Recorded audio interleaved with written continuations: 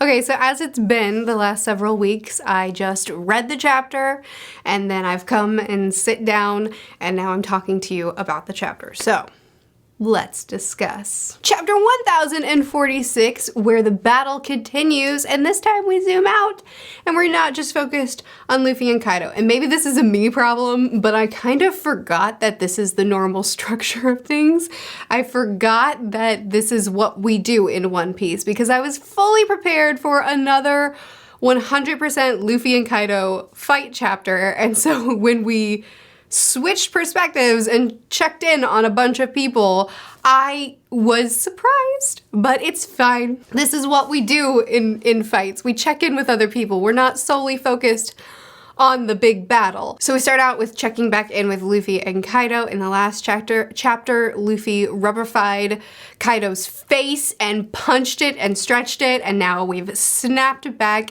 And Kaido, first of all, Luffy is trying to figure out what he should call this new move, but Kaido is wondering, who are you? And we cut to Zunisha, who is again celebrating that it's like Joy Boy is here. It's been so long since I've heard that sound. It's been so long since I've felt that presence.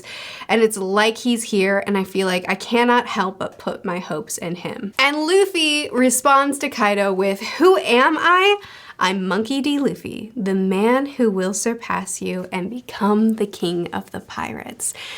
And I feel like Oda put several things like this in the chapter. So over the last couple of weeks since we got this big reveal, I've heard a lot of, is Nika taking over Luffy? Is Luffy even truly himself anymore? And he's changed so much, and One Piece has changed so much. And yes, One Piece has changed so much, and it's been fun since we've had that change.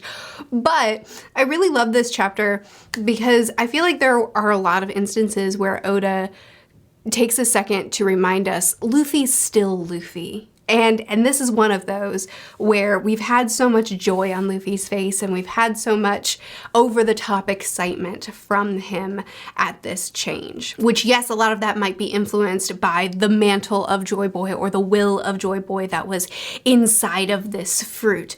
But when Kaido asked him, "Who are you?" and Luffy looks at him with a question mark, and he's got this frown on my face, and then he turns and he says his iconic line. He says the Luffy line, and he has a more Luffy face. He still has the wild eyes, he still has the wild design, but he's got a more Luffy smile to him, and he says the only thing that we would expect from Luffy to say at this question.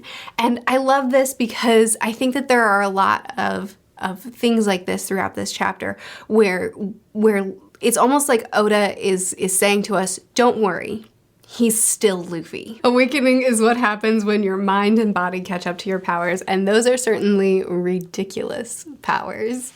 Yes, they are! So Kaido and Luffy are throwing a bunch of punches at each other. Luffy gets spike-ified all over again, but then he punches Kaido and he gets rubbified all over again. And we get another Luffy moment, exclusively Luffy line, which is when Kaido is telling him there are thousands of your men trapped down there too, they'll burn to death. Typical One Piece villain trying to play mind games, trying to manipulate the situation with their words. They're not happy to just punch harder, they have to mentally tear down their opponent. And that's what Kaido is trying to do. He's trying to distract Luffy, he's trying to make Luffy feel hopeless or feel like he's going to lose because his friends are going to die.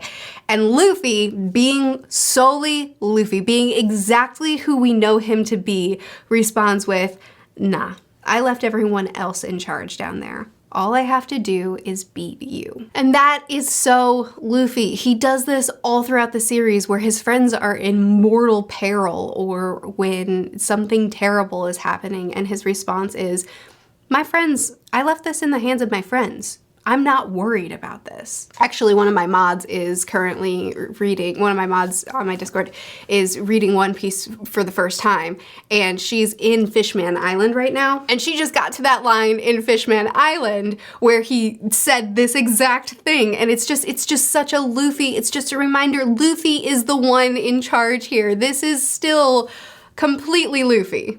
I mean, yeah, maybe there's some other influences here, but this is still Luffy. This is still our boy. And then we cut back to everybody else, which again, I forgot we do this. I forgot this was a thing. I've been so caught up in what has been happening lately that, you know, there's a fire. Of course there is. So we check in with all of our Straw Hats. Chopper is in despair. Nami is wanting Zeus to put out the fire, but he can't. Poor little Beepo can't handle the flames, my sweet little polar bear. We get a great Brook gag. Oh, I've grown to love Brook so much. We get a great Brook gag where they think that he has been burnt to a crisp, and he's like, no, I may be a corpse, but I'm not charred. We've got Robin being her usual morbid self. We have Sanji protecting people, and he has his little mouse companion on his shoulder. Usopp doing absolutely everything in his power to do what little he can do, and I love this line. I gotta do something. I made a promise to Izzo. I wanna save Kin and Kiku, and while we're at it, I wanna save myself. Him putting others before himself in his mind, him thinking about the people that he wants to save, and he's lower on that list. We've got Frankie confirming that Zoro is in fact alive, which we all knew that he was, but he says, I gotta get this guy to Chopper. Zoro's life is in danger. That is not typically something that you say about a dead man. And finally, the best part of the chapter, in my opinion, is Jinbe and Raizo. It breaks my heart that Raizo has taken responsibility, that he feels so much guilt and pain over not being able to save everybody. Just a few months ago for him, 20 years ago for the rest of Wano. Lady Toki, Lord Momosuke, Lady Hiyori. I failed to protect Lord Odin that day. I left his family exposed to the flames of the burning castle, and despite my ninjutsu, I failed to protect a single one of them. I utterly shamed myself. It breaks my heart that he still carries the burden. It's only been a few months of him, but that he carries the burden of this on his shoulders. Not just some evil man came in and harmed people that I swore I would protect, but no, I failed to save them. The Red Scabbards have my heart. Their unflinching loyalty and their commitment to Odin and to his family and to Wano just is absolutely inspiring to me. I love them so much. I love Raizo, and I love that in this pain of not being able to protect them that day, of not being able to save them that day, that while he was on Zou, every day he saw water and he accumulated it in one of his scrolls, and he said, I will never let this happen to me again. Him saying, I can't prevent everything from happening, but if I'm ever faced with this situation again, I will not fail. And it's one of those things where, yeah, you could kind of view it as a plot convenience, I suppose, but it's like, I get it though. I get it. I understand with who he is, with who the Red Scabbards are, his mentality of seeing water, of seeing a surplus of water, and his instant thought is, I'm going to make sure that I can't fail in the same way again. And I don't know if this would ever come up again. I don't know how this could be a solution, but I will have something more than I had last time. It breaks my heart. It kills me. So happy to see Jinbe be able to be a part of this solution. I love and adore him. He is one of the Straw Hats. I know they haven't shared cups yet, but I don't care. He is one of us. And I have been waiting for him to do something more. And I know that he can't right now because Wano isn't about the Straw Hats. Wano is about Luffy and Kaido and the liberation of Wano, and it's not meant to be a focus on anyone except apparently sometimes Zoro and sometimes Sanji, but I understand why he can't have his moment to shine. He will. I know he will. I know he's going to be instrumental to us later. But Raizo opening up his scroll, and then Jinbe using his fishman jujitsu, grabbing the water and throwing it in the direction that it needs to go, to see it breaking through the floors and breaking through the walls and covering everything. Oh, it's so great. It's such a beautiful, it gave me absolute chills to see these two characters that I love so much team up together and handle the flames. You know, like the flames have they've been a threat for a while now, and I wasn't sure how we were gonna handle this. I just assumed we'd all get out before it all collapsed. But this was very satisfying, and seeing Raizo be able to handle this situation by using, you know, like the people of Zou, they wouldn't let him go, and they suffered and they were tortured so that they could protect him.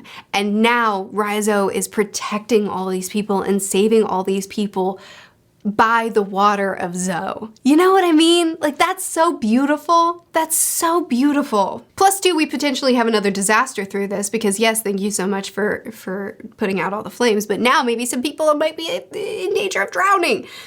There are a lot of devil fruit users in here, and as my patrons pointed out to me when we read this together, also, the smile fruit users can't swim either. So generally, this is not the best solution. It's a great solution because we're not all gonna burn, but also we have that we have that hole down to the basement. So is everything gonna funnel down there?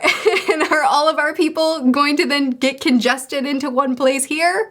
I don't know. Where's Big Mom? Are we all gonna end up where Big Mom is? I have questions. It could easily just be everybody funnels down there and then all the water washes out into that hole that Yamato created and all of our people are just chilling and fine. Or it could be that Oda's like, we just ticked off all these problems off of the list and we're really close to accomplishing our goals. Just kidding, everyone's drowning.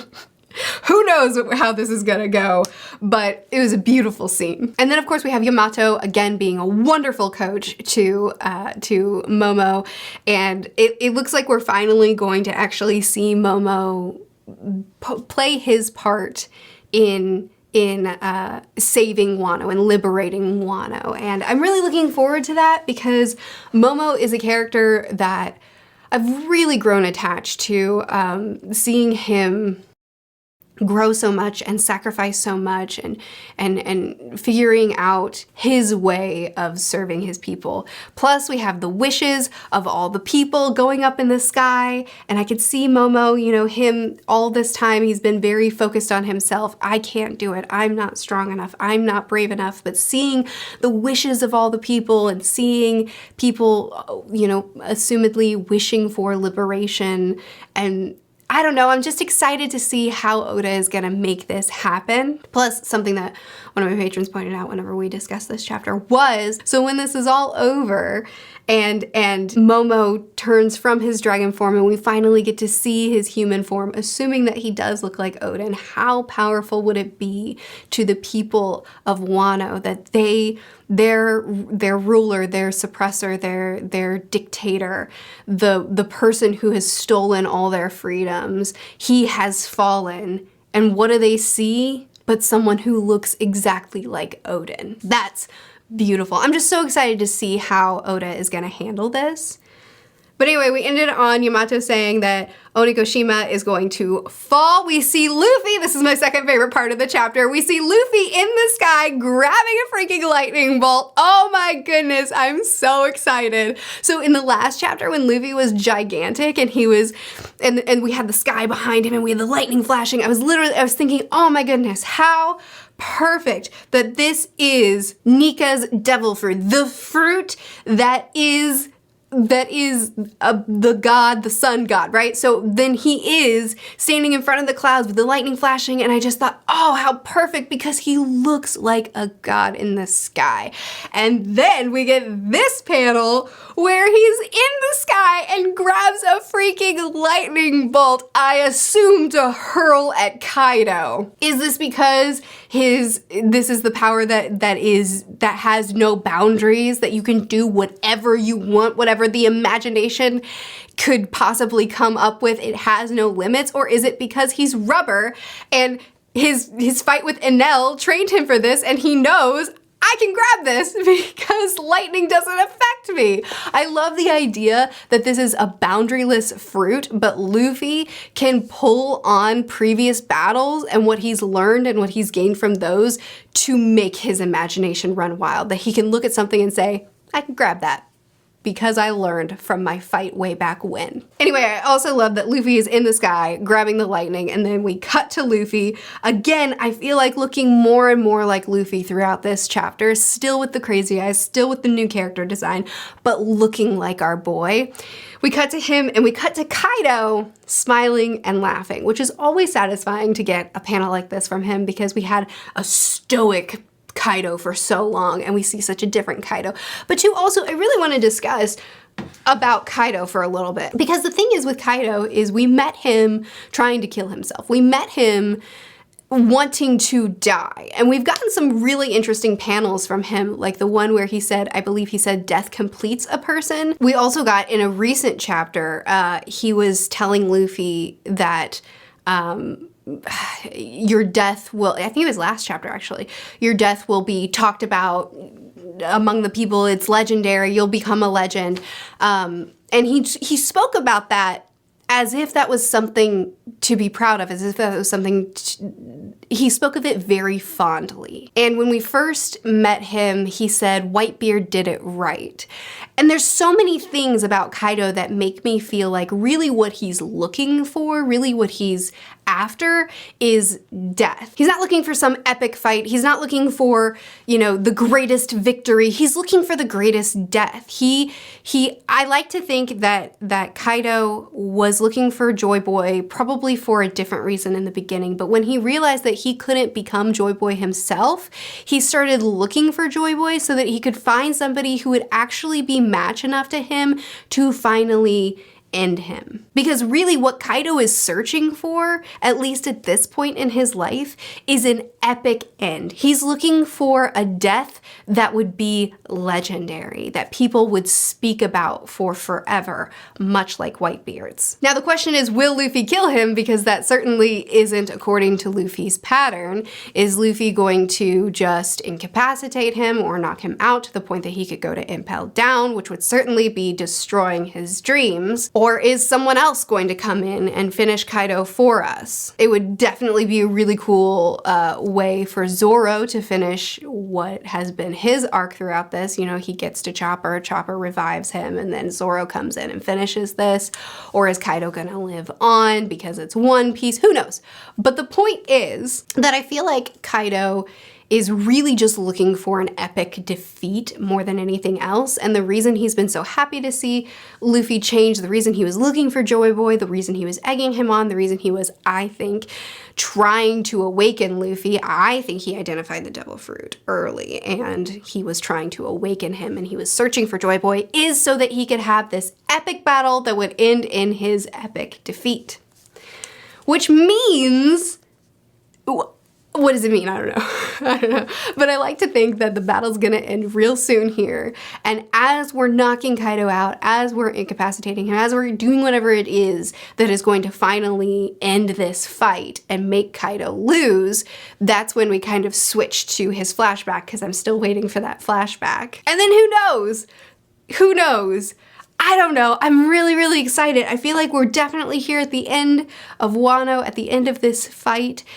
I'm really looking forward to seeing what he's gonna do with Momo. I'm really looking forward to seeing the Red Scabbards finally complete their mission, feel like they fulfilled the will of Odin and they protected the people. I'm excited to see Hiyori hopefully become the Shogun of Wano. I'm excited to read the poneglyphs and see what's up with Sabo and maybe meet Vagapunk. There's so many things that we have yet to do. See what happened in the Reverie. There's so many things to do, but I'm excited because it really feels like we're coming to an end here. Anyway, this was a great chapter. I definitely didn't like this chapter as much as the last several chapters. This felt more like typical what One Piece has been instead of the insane, crazy hype that we've been getting the last couple of chapters, but it was still a great chapter. I still had so much fun. I got I got physical chills at the Raizo and Jinbe moment, and I'm still feeling so much excitement for what's to come. We do have several breaks coming up, which means we're gonna get more Hunter x Hunter videos, as well as a video that I filmed like a month and a half ago, and I keep putting off because Oda decided to disrupt One Piece for me, and I had to suddenly go week to week, but we have a lot of cool stuff going on. I don't know if I'm gonna stay week to week now, because it feels like we're still in some pretty incredible times with the chapters, or if I'm going to go back to once a month like I originally said I would do. It's all in flux, just bear with me. But I think officially One Piece is moving to Mondays, and my book videos are moving to Fridays, and we'll just call it Manga Monday. We'll see, just be flexible with me and keep an eye on my community tab. But I'm super excited for where we are right now, and I'm super excited to see what's to come because I think it's going to be awesome. But be sure to chat with me more about it in the comments. What was your favorite part of the chapter? Please, I would love to know. I post videos every Monday and Friday, manga videos on Monday, book videos on Friday, plus I post videos on Thursdays on my second channel, which is vlog channel. I'll see you again soon. Bye.